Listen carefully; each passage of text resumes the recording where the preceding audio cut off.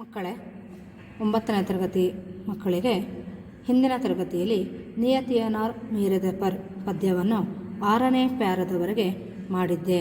ಮಕ್ಕಳೇ, ಈಗ ಈ ದಿನ ನಾವು 7ನೇ ಪ್ಯಾರವನ್ನು ನೋಡೋಣ. ಮಕ್ಕಳೇ, ಹಿಂದಿನ ತರಗತಿಯಲ್ಲಿ ತಿಳಿದುಕೊಂಡ 6ನೇ ಪ್ಯಾರದ ಸಾರಾಂಶವನ್ನು ಮತ್ತೆ ತಿಳಿಯುತ್ತಾ ನಾವು ಈಗ 7ನೇ ಪ್ಯಾರಕ್ಕೆ ನಾವೀಗ ಹೋಗೋಣ.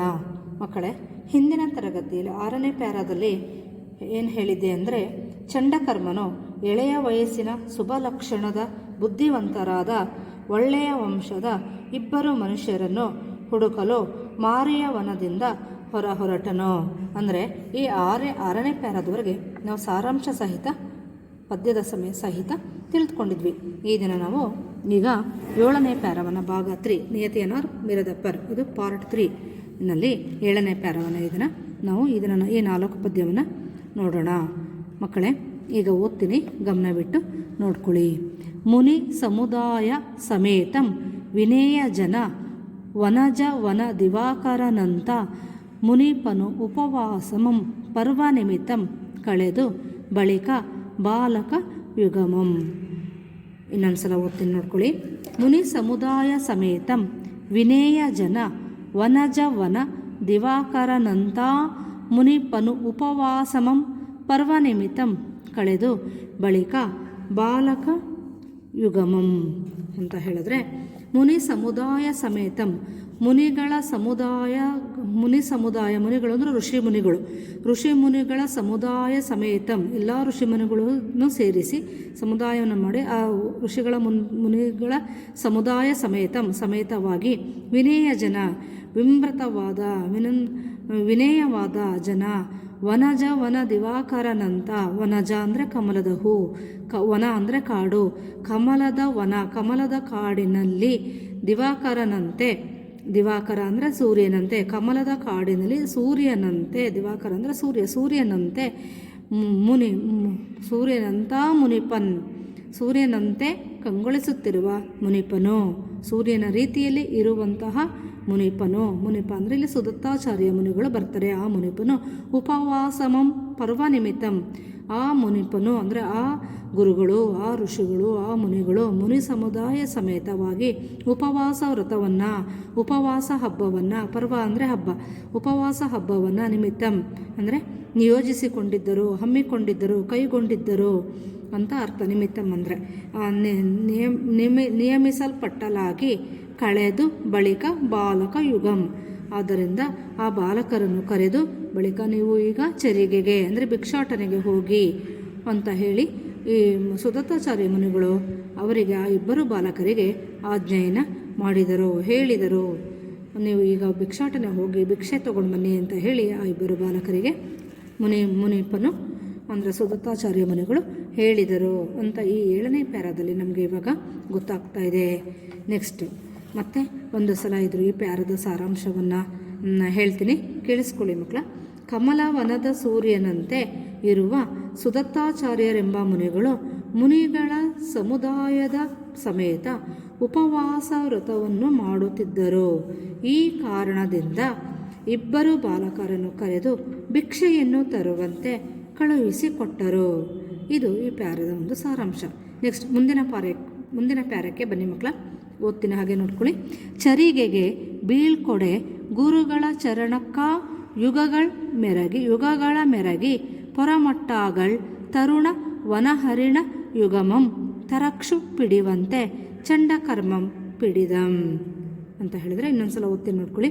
ಚರಿಗೆಗೆ ಬೀಳ್ಕೊಡೆ ಗುರುಗಳ ಚರಣಕ್ಕ ಯುಗಳ ಮೆರಗಿ ಪೊರಮೊಟ್ಟಾಗಳ್ ತರುಣ ವನಹರಿಣ ಯುಗಮಂ ತರಕ್ಷು ಪಿಡಿವಂತೆ ಚಂಡಕರ್ಮಂ ಪಿಡಿದನ್ ಅಂತ ಹೇಳಿದ್ರೆ ಇಲ್ಲಿ ಏನು ಹೇಳ್ತಾ ಇದ್ದಾರೆ ಅಂದರೆ, ಚರಿಗೆಗೆ ಅಂದರೆ ಭಿಕ್ಷಾಟನೆಗೆ ಚರಿಗೆಗೆ ಅಂದರೆ ಭಿಕ್ಷಾಟನೆಗೆ ಹೋಗಬೇಕು. ಯಾರು ಭಿಕ್ಷಾಟನೆಗೆ? ಆ ಜೈನ ಯತಿಗಳು ಭಿಕ್ಷಾಟನೆಗಾಗಿ, ಆಹಾರಕ್ಕಾಗಿ, ಹೊಟ್ಟೆಗೋಸ್ಕರ, ಊಟಕ್ಕಾಗಿ ಅವರು ಭಿಕ್ಷಾಟನೆಗೆ ಹೋಗಿ ಭಿಕ್ಷೆಯನ್ನು ಮನೆಗೆ ಹೋಗಿ ಭಿಕ್ಷೆನೇ ಎತ್ತುತ್ತಾರಲ್ಲ, ಅದಕ್ಕೆ ಆಹಾರಕ್ಕಾಗಿ ಮಾಡುವ ಚರಿಗೆ ಭಿಕ್ಷೆ ಅಂತ ಇದು. ಚರಿಗೆ ಅಂದರೆ ಭಿಕ್ಷೆ, ಆಹಾರಕ್ಕಾಗಿ ತನ್ನ ಹೊಟ್ಟೆ ತುಂಬಿಸ್ಕೊಳ್ಳೋದಕ್ಕೋಸ್ಕರಗೆ ಜೈನಯತಿಗಳು ಮಾಡುವ ಭಿಕ್ಷಾಟನೆಗೆ ಚರಿಗೆಗೆ ಅಂತ ಹೇಳಿ ಕರೀತಾರೆ. ಚರಿಗೆಗೆ ಬೀಳ್ಕೊಡೆ. ಹಾಗೆ ಆ ಮಕ್ಕಳನ್ನು ನೀನು ಭಿಕ್ಷಾಟನೆ ಮಾಡ್ಕೊಂಡು ಬಾ ಅಂತ ಹೇಳಿ ಗುರುಗಳು ಹೇಳಲಾಗಿ, ಬೀಳ್ಕೊಡೆ ಹೇಳಲಾಗಿ, ಗುರುಗಳ ಚರಣಕ್ಕ ಯುಗಳ ಮೆರಗಿ, ಆ ಗುರುಗಳ ಚರಣಕ್ಕೆ, ಗುರುಗಳ ಪಾದಗಳಿಗೆ ಯುಗಳ, ಈ ಇಬ್ಬರು ಬಾಲಕರು ಅಭಯಮತಿ ಮತ್ತು ಅಭಯರುಚಿ ಅವರು ಎರಗಿ ಅಂದರೆ ನಮಸ್ಕರಿಸಿ, ಪೊರಮೊಟ್ಟಾಗಳ್ ಹೊರಟರು. ಪೊರಮೊಟ್ಟಾಗಳಂದ್ರೆ ಹೊರಟರು. ಗುರುಗಳ ಕಾಲಿಗೆ, ಗುರುಗಳ ಪಾದಗಳಿಗೆ ಅವರು ನಮಸ್ಕರಿಸಿ ಪೊರಮೊಟ್ಟಾಗಳ್ ಹೊರಗೆ ಹೊರಟರು. ತರುಣ ವನಹರಿಣ ಯುಗಮಂ. ತರುಣ ಅಂತ ಅಂದರೆ ಇಲ್ಲಿ ಅವನು ಚಂಡಕರ್ಮ ಅಂತ ಹೇಳಿ ಇವರನ್ನು ಬಲಿ ಕೊಡಲಿಕ್ಕೆ ಕರ್ಕೊಂಡು ಬಂದಿರ್ತಾನಲ್ಲ ಅವನು, ಆ ತರುಣನು, ತರುಣ ಚಂಡಕರ್ಮನು ಅಂತ ಅರ್ಥ ಇಲ್ಲಿ. ಆ ತರುಣನು ವನಹರಿಣ ಯುಗಮಂ.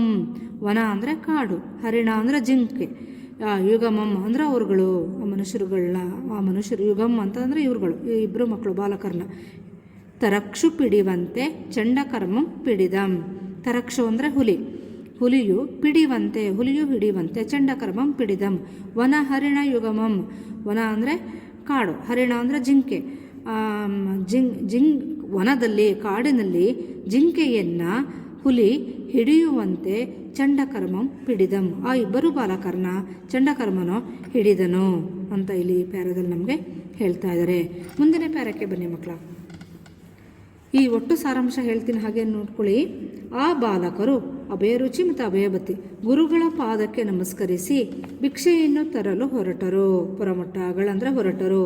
ಆಗ ಚಂಡಕರ್ಮನು ಎಳೆಯ ಜಿಂಕೆಯ ಮರಿಗಳನ್ನು ಹಿಡಿಯುವಂತೆ ಅವರಿಬ್ಬರನ್ನು ಹಿಡಿದನು ಅಂತ ಇಲ್ಲಿ ಈ ಪ್ಯಾರದಲ್ಲಿ ನಮಗೆ ಹೇಳ್ತಾ ಇದ್ದಾರೆ. ನೆಕ್ಸ್ಟ್ ಕೊನೆ ಪ್ಯಾರಕ್ಕೆ ಬನ್ನಿ ಮಕ್ಕಳ. ಅಭಯರುಚಿ ಮತ್ತು ಅಭಯಮತಿ ಅಭಯರುಚಿ ಅಭಯಮತಿ ಎಂಬು ಭಯಮಾಂ ಪಾಪಕರ್ಮನ್ ಏಯುವೆ ಎಳೆಯೋಳ್ ಮತ್ತ ಅಭಯರುಚಿ ತಂಗೆಗೆಂದಪನ ಭೀತಿಯಾಗಲೆಗೆ ತಾಯೇ ಮರಣದ ದೆಸೆಯೋಳ್. ಅಭಯರುಚಿ ಮತ್ತು ಅಭಯಮತಿ ಅವರಿಬ್ಬರು ಆ ಇಬ್ಬರನ್ನು ಹೋಗುವ ಸಮಯದಲ್ಲಿ, ಆ ಅಭಯಮತಿ ಮತ್ತು ಅಭಯರುಚಿ ಇಬ್ಬರನ್ನು, ಅಭಯರುಚಿ ಅಭಯಮತಿ ಎಂಬು ಭಯಮಮ್ಮ ಪಾಪಕರ್ಮ ಏಯುವೆಯೋಳ್. ಅಭಯರುಚಿ ಮತ್ತು ಅಭಯಮತಿ ಇಬ್ಬರು ತಮ್ಮ ಪಾಪಕರ್ಮ ನಿಮಿತ್ತವಾಗಿ ಹೋಗ್ತಾ ಇರಬೇಕಾದ್ರೆ ಪಾಪಕರ್ಮ ಏಯುವೆಯಲ್, ಅವನು ಪಾಪಕರ್ಮನಾದ ಏಯುವೆಯೋಳ್, ಪಾಪಕರ್ಮ ಏಯುವೆ ಎಡೆಯೋಳ್ ಮತ್ತಭಯರುಚಿ ತಂಗೆಗೆಂದಪ್ಪಂ. ಆ ಚಂಡಕರ್ಮನು ಅವನ ಪಾಪಕರ್ಮಕ್ಕೆ ಅವನು ಇವ್ರನ್ನ ಏಯುವೆಯೋಳ್, ಇವ್ರನ್ನ ಕರ್ಕೊಂಡು ಇಳ್ಕೊಂಡು ಹೋಗ್ತಾ ಇದ್ದಾನೆ. ಅವನ ಪಾಪಕರ್ಮಕ್ಕೆ ಇವರು ಬಲಿಯಾಗ್ತಾ ಇದ್ದಾರೆ ಅಂತ ಅರ್ಥ ಬರ್ತಾ ಇದೆ ಇಲ್ಲಿ. ಚಂಡಕರ್ಮನು ಎಳೆದುಕೊಂಡು ಹೋಗು, ಅವನ ಪಾಪಕರ್ಮನಾದ, ಪಾಪಕರ್ಮಕ್ಕೆ ಬಲಿಯಾದ ಚಂಡಕರ್ಮನು ಇವರನ್ನು ಎಳೆದುಕೊಂಡು ಎಳ್ಕೊಂಡು ಹೋಗ್ತಾ ಇದ್ದಾನೆ. ಯಾರು? ಪಾಪಕರ್ಮಿಯಾದ ಚಂಡಕರ್ಮನು ಅಭಯರುಚಿ ಮತ್ತು ಅಭಯಮತಿ ಎಂಬುವರನ್ನು ಹಿಡಿದುಕೊಂಡು ಎಳ್ಕೊಂಡು ಹೋಗ್ತಾ ಇದ್ದಾನೆ. ಆಗ ಹೇಳ್ತಾನೆ, ಮತ್ತು ಅಭಯರುಚಿ ತಂಗೆಗೆಂದಪ್ಪ. ಮತ್ತು ಅಭಯರುಚಿ ಏನು ಮಾಡ್ತಾನೆ, ಅವನು ತಂಗೆಗೆ ಹೇಳ್ತಾನೆ, ಎಂದಪ್ಪ ನ ಭೀತೆಯಾಗಲೆಗೆ ತಾಯೇ ಮರಣದ ದೆಸೆಯೋಳ್.